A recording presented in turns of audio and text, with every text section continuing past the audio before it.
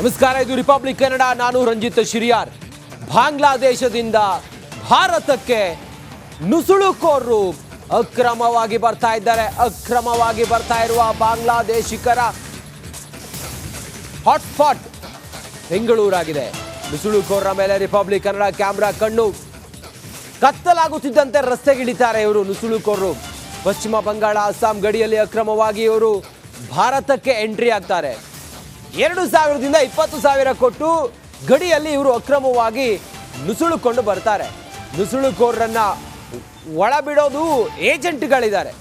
ನುಸುಳುಕೋರರನ್ನ ಭಾರತದ ಗಡಿ ಒಳಗೆ ಬಿಡೋದಕ್ಕೂ ಕೂಡ ಏಜೆಂಟ್ಗಳಿದ್ದಾರಂತೆ. ನೋಡಿ ಎಂಥ ದೇಶದ್ರೋಹಿ ಕೆಲಸ ಅಂತ ಹೇಳಿದರೆ, ಅವರೆಲ್ಲರೂ ಕೂಡ ಬಾಂಗ್ಲಾದೇಶದವರು ಭಾರತದ ಗಡಿಯ ಒಳಗಡೆ ಅಕ್ರಮವಾಗಿ ಬರ್ತಾರೆ. ಅವರನ್ನು ಭಾರತದ ಗಡಿ ಒಳಗೆ ಬಿಡೋದಕ್ಕೆ ಏಜೆಂಟುಗಳಿದ್ದಾರೆ. 2,000ದಿಂದ 20,000 ರೂಪಾಯಿ ನಿಮ್ಮ ಕೈಯಲ್ಲಿ ಇತ್ತು ಅಂತ ಹೇಳಿದರೆ ಬಾಂಗ್ಲಾದೇಶದವ್ರ ಕೈಯಲ್ಲಿ, ಅವರು ಭಾರತದ ಒಳಗೆ ಅಕ್ರಮವಾಗಿ ಬರ್ಬೋದು. ಯಾವುದೇ ರೂಲ್ಸ್ ಇಲ್ಲ, ಯಾವುದೇ ರೆಗ್ಯುಲೇಷನ್ಸ್ ಇಲ್ಲ, ಏನೂ ಇಲ್ಲ.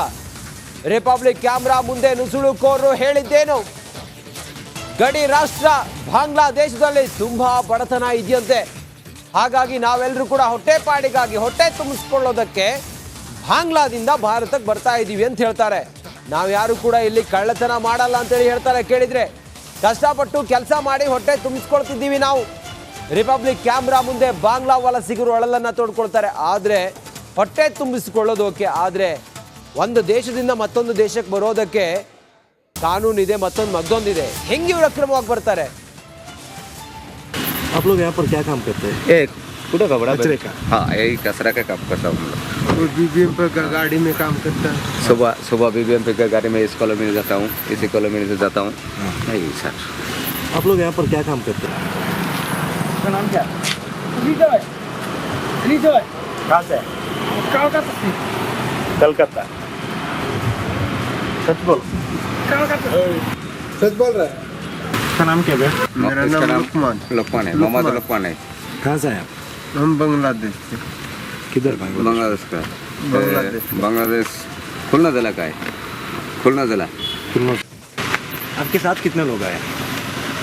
मेरे साथ मैं तो 3-4 लोग आया शायद। पहला दिल्ली में आया, उधर से इधर आया। वो बॉर्डर कैसे क्रॉस करते हैं आप लोग? कोई पासपोर्ट भी आता है, कोई ब्लैक में आता है। ब्लैक में कैसे? पैसा बीडीआर है ना, उसको पैसा देना पड़ेगा। किसको? बीडीआर को। बीडीआर नहीं? आर्मी बीडीआर देता है उसको। कितना पैसा?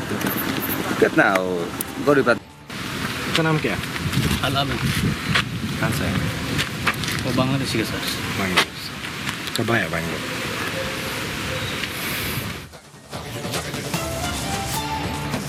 ಬಾಂಗ್ಲಾದೇಶದಿಂದ ಈ ನುಸುಳುಕೋರರು ಅಕ್ರಮವಾಗಿ ಬರ್ತಾರೆ. 2,000ದಿಂದ 20,000ದವರೆಗೆ ಏಜೆಂಟ್ಗಳಿಗೆ ದುಡ್ಡು ಕೊಟ್ಟು ಬರ್ತಾರೆ. ಇವರು ವಾಸ್ತವ್ಯ ಹೂಡೋದು ಈ ಸಿಟಿಗಳಲ್ಲಿ. ನೋಡಿ, ರಿಪಬ್ಲಿಕ್ ಕನ್ನಡದ ಸ್ಟಿಂಗ್ ಆಪರೇಷನ್ನ ಬಿಗ್ ಇಂಪ್ಯಾಕ್ಟ್ ಇದು. ಇವರು ಬಂದು ಬೆಂಗಳೂರು ಸೇರಿದಂತೆ ಬೆಂಗಳೂರು ರೂರಲ್ ಕಡೆಯೆಲ್ಲ ಇವರು ವಾಸ್ತವ್ಯ ಹೂಡಿದ್ದಾರೆ. ಹೊಸಕೋಟೆ ತಾಲೂಕಿನ ಸೂಲಿಬೆಲೆ ಬಳಿ ಪೊಲೀಸ್ ರೇಡ್ ಆಗಿದೆ. ರಿಪಬ್ಲಿಕ್ ಕನ್ನಡ ಈ ವರದಿಯನ್ನು ಯಾವಾಗ ಎಕ್ಸ್ಪೋಸ್ ಮಾಡ್ತೋದಾದ ನಂತರವೇ ಹೊಸಕೋಟೆ ತಾಲೂಕಿನ ಸೂಲಿಬೆಲೆ ಬಳಿ ಪೊಲೀಸರು ರೇಡ್ ಮಾಡಿದ್ದಾರೆ. ಗಿಡ್ಡಪ್ಪನಹಳ್ಳಿ ಬಳಿ ಅಕ್ರಮವಾಗಿ ಕಸದ ಶೆಡ್ಗಳನ್ನು ನಿರ್ಮಾಣ ಮಾಡಿ ನುಸುಳುಕೋರರು ಅಲ್ಲಿ ಕೆಲಸ ಮಾಡ್ತಾ ಇದ್ರು. ಏನು ಹೇಳ್ತಾ ಇದ್ರು? ಹೊಟ್ಟೆ ತುಂಬಿಸ್ಕೊಳ್ತೀವಿ ನಾವು, ಬಾಂಗ್ಲಾದಿಂದ ಹಣ ಕೊಟ್ಟು ಬಂದು ಏಜೆಂಟ್ರಿಗೆ ಇಲ್ಲಿ ಕೆಲಸ ಮಾಡ್ತೀವಿ ಅಂತೇಳಿ. ಅಂಥ ಗಿಡ್ಡಪ್ಪನಹಳ್ಳಿ ಬಳಿ ಇರುವಂಥ ಕಸದ ಶೆಡ್ನ ನಿರ್ಮಾಣ ಮಾಡಿ ಅಲ್ಲಿ ರೇಡ್ ಮಾಡಿದ್ದಾರೆ. ನುಸುಳುಕೋರರ ವಿಚಾರಣೆಯನ್ನು ಕೂಡ ಪೊಲೀಸರು ಮಾಡ್ತಾ ಇದ್ದಾರೆ. ಇನ್ನು ನಮ್ಮ ಪ್ರತಿನಿಧಿ ಅಲ್ಲಿಂದ ಒಂದು ಸಂಕ್ಷಿಪ್ತ ವರದಿಯನ್ನು ಮಾಡಿದ್ದಾರೆ. ಪ್ರತ್ಯಕ್ಷ ವರದಿ, ಬನ್ನಿ ನೋಡೋಣ. ಸಿಂಗಾಪರೇಷನ್ ಮಾಡಿ ಬೆಳಗ್ಗೆಯಿಂದಲೂ ಕೂಡ ಸುದ್ದಿ ಬಿತ್ತರಾಗ್ತಾ ಇದೆ. ಈ ನೆಲೆಯಲ್ಲಿ ನಾವು ನೋಡ್ಬೋದು, ಇದು ನಾವು ಬೆಂಗಳೂರು ಹೊರವಲಯದಲ್ಲಿರ್ತಕ್ಕಂಥ ಬೆಂಗಳೂರು ಗ್ರಾಮಾಂತರ ಜಿಲ್ಲೆ ಹೊಸಕೋಟೆ ತಾಲೂಕಿನ ಗಿಡಪ್ಪನಹಳ್ಳಿ ಬಳಿ ಇಲ್ಲಿ ಈ ರೀತಿಯಾಗಿ ಅಕ್ರಮವಾಗಿ ಈ ಒಂದು ಕಸದ ಶೆಡ್ಗಳನ್ನು ಹಾಕಿಕೊಂಡು ಬಾಂಗ್ಲಾದೇಶ ಅಥವಾ ಬೇರೆ ಬೇರೆ ಭಾಗಗಳಿಂದ ವಲಸಿಗರು ಬಂದು ಇಲ್ಲಿ ವಾಸ ಮಾಡ್ತಾ ಇದ್ದಾರೆ ಅಂತಕ್ಕಂಥ ಮಾಹಿತಿ ಹಿನ್ನೆಲೆಯಲ್ಲಿ ಪೊಲೀಸರು ಈಗ ಏನು ಇವತ್ತು ರಿಪಬ್ಲಿಕ್ ಟಿವಿ ಬೆಳಗ್ಗೆಯಿಂದ ಒಂದು ವರದಿಯನ್ನು ಪ್ರಸಾರ ಮಾಡ್ತಾ ಇದೆ. ಈ ಹಿನ್ನೆಲೆಯಲ್ಲಿ ಪೊಲೀಸರು ಕೂಡ ಈಗ ಸೂಲಿಬೆಲೆ ಪೊಲೀಸರು ಈ ಒಂದು ಅಕ್ರಮವಾಗಿ ಕಸವನ್ನು ಏನು ಡಂಪಿಂಗ್ ಮಾಡಿಕೊಂಡು ವಾಸ ಮಾಡ್ತಾರೆ ಅದ್ರ ಮೇಲೆ ರೈಡ್ ಮಾಡಿದ್ದಾರೆ. ಸೂಲಿಬೆಲೆ ಪೊಲೀಸರು ಇವರಿಗೆ ಕಟ್ಟುನಿಟ್ಟಾಗಿ ಬೇಗ ಇಲ್ಲಿಂದ ಖಾಲಿ ಮಾಡಬೇಕು ಅಂತಕ್ಕಂಥ ಸೂಚನೆಯನ್ನು ಕೂಡ ಕೊಟ್ಟಿದ್ದಾರೆ. ಆದರೂ ಕೂಡ ಇವರು ಅಕ್ರಮವಾಗಿ ಇಲ್ಲಿ ನೆಲೆಸ್ಕೊಂಡು ಅಂದರೆ ಏಜೆಂಟ್ಗಳ ಮೂಲಕ ಇಲ್ಲಿ ಬಂದು ಕೆಲಸವನ್ನು ಮಾಡ್ತಾ ಇರತಕ್ಕಂಥದ್ದು ಕಂಡು ಬಂದಿದೆ. ಜೊತೆಗೆ ಇವ್ರ ಹತ್ರ ಆಧಾರ್ ಕಾರ್ಡ್ಗಳಿದೆಯೋ ಇಲ್ಲ ಅನ್ನೋದು ಗೊತ್ತಿಲ್ಲ. ಆದರೂ ಕ್ಯಾಮ್ರಾಗಳನ್ನು ಕಂಡು ಕೆಲವರು ಒಳಗಡೆ ಇದ್ದಾರೆ, ಕೆಲವರು ಈ ರೀತಿಯಾಗಿ ಶೆಡ್ಗಳನ್ನು ನಿರ್ಮಾಣ ಮಾಡ್ಕೊಂಡು ಇಲ್ಲಿ ವಾಸ ಮಾಡ್ತಾ ಇರೋದು. ಒಬ್ಬರು ಮಾತ್ರ ಇಲ್ಲಿ ನಾವು ನೋಡ್ಬೋದು ಸಾಕಷ್ಟು ಶೆಡ್ಗಳಿದ್ದಾವೆ. ಈ ಒಂದು ಶೆಡ್ಗಳಲ್ಲಿ ಸಂಜೆ ರಾತ್ರಿ ಆದರೆ ಸಾಕು ಪೊಲೀಸರಿಗೆ ಚಳ್ಳೆಹಣ್ಣು ತಿನ್ನಿಸಿ ಬಂದು ಇಲ್ಲಿ ವಾಸ ಮಾಡ್ತಕ್ಕಂಥ ಒಂದು ಕೆಲಸ ಕೂಡ ನಡೆಯುತ್ತೆ. ಹಾಗಾಗಿ ಇಲ್ಲಿ ಇರ್ತಕ್ಕಂಥ ಏನು ಅಡ್ಡೆ ಇದೆ ಇದರ ಮೇಲೆ ಏನು ಪರಿಶೀಲನೆ ಮಾಡಿ ಅವರಿಗೆ ಸೂಚನೆಯನ್ನು ಕೊಡ್ತಾ ಇದ್ದಾರೆ. ಆದಷ್ಟು ಬೇಗ ಈ ಒಂದು ಶೆಡ್ಡನ್ನು ಇಲ್ಲಿಂದ ಖಾಲಿ ಮಾಡಬೇಕು. ಜೊತೆಗೆ ಇಲ್ಲಿ ಎಷ್ಟು ಜನ ವಾಸ ಇದ್ದಾರೆ, ಜೊತೆಗೆ ಯಾರೆಲ್ಲ ವಾಸ ಇದ್ದಾರೆ, ಅವರು ಎಲ್ಲಿಂದ ಬಂದಿದ್ದಾರೆ, ಅವರ ವಿಳಾಸ ಆದರೂ ಏನು, ಇವೆಲ್ಲವನ್ನು ಕೂಡ ಈಗ ಸೂಲಿಬೆಲೆ ಪೊಲೀಸರು ತನಿಖೆಯನ್ನು ಮಾಡಲಿಕ್ಕೆ ಮುಂದಾಗಿದ್ದಾರೆ. ಯಾವಾಗ ರಿಪಬ್ಲಿಕ್ ಕನ್ನಡ ಈ ಒಂದು ಸುದ್ದಿಯನ್ನು ಬಿತ್ತರ ಮಾಡ್ತೋ, ಈಗ ಬೆಂಗಳೂರು ಗ್ರಾಮಾಂತರ ಜಿಲ್ಲೆ ಈ ರೀತಿಯಾದ ಅಡ್ಡೆಗಳ ಮೇಲೆ ಈಗ ಪೊಲೀಸರು ದಾಳಿಯನ್ನು ಮಾಡಿ ಪರಿಶೀಲನೆಯನ್ನು ಮಾಡ್ತಾ ಇರುವಂಥದ್ದು. ಒಟ್ಟಾರೆಯಾಗಿ ಅಕ್ರಮವಾಗಿ ಬಾಂಗ್ರಾ ವಲಸಿಗರು ಬೆಂಗಳೂರು ನಗರ ಹೊರವಲಯದಲ್ಲಿ ಈ ರೀತಿಯಾದ ಕಸದ ಶೆಡ್ಗಳಲ್ಲಿ ವಾಸವನ್ನು ಮಾಡಿಕೊಂಡು ಎಲ್ಲೋ ಒಂದು ಕಡೆ ದೇಶದ ಭದ್ರತೆಗೆ ಧಕ್ಕೆ ಆಗ್ತಕ್ಕಂಥ ಏನು ಕೆಲಸಗಳು ನಡೀತಾ ಇದೆ, ಇದರ ವಿರುದ್ಧ ರಿಪಬ್ಲಿಕ್ ಕನ್ನಡ ಧ್ವನಿ ಎತ್ತಿರ್ತಕ್ಕಂಥ ಹಿನ್ನೆಲೆಯಲ್ಲಿ ಬೆಳಗ್ಗೆಯಿಂದ ಸುದ್ದಿ ಪ್ರಸಾರ ಆಗ್ತಾ ಇರ್ತಕ್ಕಂಥ ಹಿನ್ನೆಲೆಯಲ್ಲಿ ಇವತ್ತು ಸೂಲಿಬೆಲೆ ಪೊಲೀಸರು ಎಚ್ಚೆತ್ತುಕೊಂಡು ಈ ಒಂದು ಅಡ್ಡೆ ಮೇಲೆ ದಾಳಿಯನ್ನು ಮಾಡಿದ್ದಾರೆ. ಜೊತೆಗೆ ಆದಷ್ಟು ಬೇಗ ಇಲ್ಲಿಂದ ಖಾಲಿ ಆಗಬೇಕು ಅಂತೇಳಿ, ಇಲ್ಲಿ ಯಾರೂ ಕೂಡ ಸಿಗ್ತಾ ಇಲ್ಲ ಅವ್ರಿಗೆ, ಆದಷ್ಟು ಬೇಗ ಖಾಲಿ ಮಾಡಿಸ್ತೀವಿ, 3-4 ದಿನಗಳಲ್ಲಿ ಇದನ್ನು ಖಾಲಿ ಮಾಡಿಸ್ತೀವಿ ಅಂತೇಳಿ ಈಗಾಗಲೇ ಪೊಲೀಸರು ಕೂಡ ಹೇಳ್ತಾ ಇರುವಂಥದ್ದು. ಇದು ನಿಮ್ಮ ರಿಪಬ್ಲಿಕ್ ಟಿವಿಯ ಬಿಗ್ ಇಂಪ್ಯಾಕ್ಟ್. ಕ್ಯಾಮ್ರಾಮನ್ ಮೋನಿಗೌಡ ಜೊತೆ ಮಂಜುನಾಥ್ ದಿನೂರು, ರಿಪಬ್ಲಿಕ್ ಕನ್ನಡ, ಹೊಸಕೋಟೆ.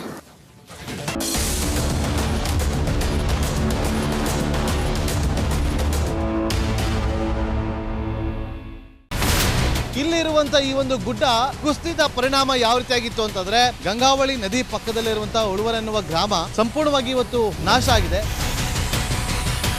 ಮನೆ ಮಠ ಏನಿಲ್ಲ, ಎಲ್ಲ ಹೋಗ್ಬಿಟ್ಟಿದೆ.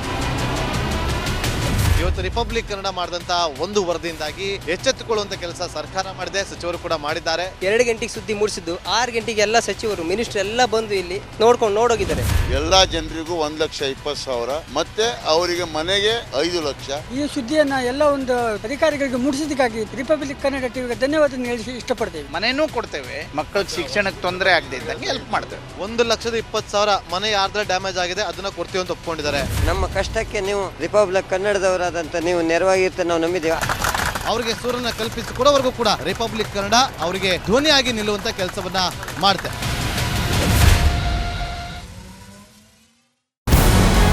ನಮಸ್ಕಾರ, ಕರ್ನಾಟಕ ಪ್ರೈಮ್ ಟೈಮ್ಗೆ ಸ್ವಾಗತ.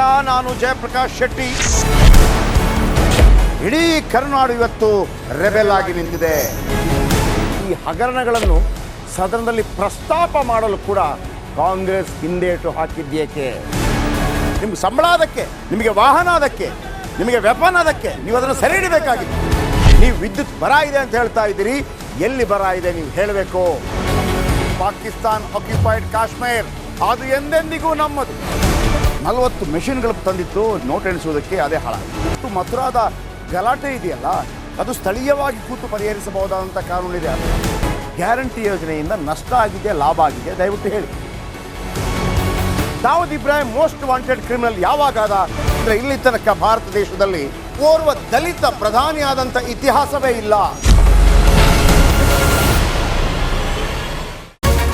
ರಿಪಬ್ಲಿಕ್ ವರ್ಲ್ಡ್ ಆಪ್ ಇದು ಕೇವಲ ಅಪ್ಲಿಕೇಶನ್ ಅಲ್ಲ, ಸಮಗ್ರ ಸುದ್ದಿಗಳ ಸಂಪರ್ಕ ಮಾರ್ಗಕ್ಕೆ ಕ್ರಾಂತಿಕಾರಿ ಬದಲಾವಣೆ.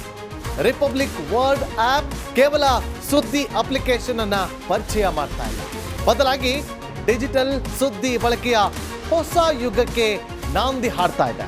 ಇದೊಂದು ಬ್ರೇಕಿಂಗ್ ನ್ಯೂಸ್, ಪ್ರಭಾವಶಾಲಿ ಕಾರ್ಯಕ್ರಮಗಳಿಗೆ ಗಟ್ಟಿಯಾದ ವೇದಿಕೆ. ರಿಪಬ್ಲಿಕ್ ವರ್ಲ್ಡ್ ಅಪ್ಲಿಕೇಶನ್ ಈಗ ಲೈವ್ ಆಗಿದೆ. ಗೂಗಲ್ ಪ್ಲೇ ಸ್ಟೋರ್ ಮತ್ತು ಆಪಲ್ ಆಪ್ ಸ್ಟೋರ್ ಎರಡರಲ್ಲೂ ಲಭ್ಯವಿದೆ. ಈಗಲೇ ಡೌನ್ಲೋಡ್ ಮಾಡಿ.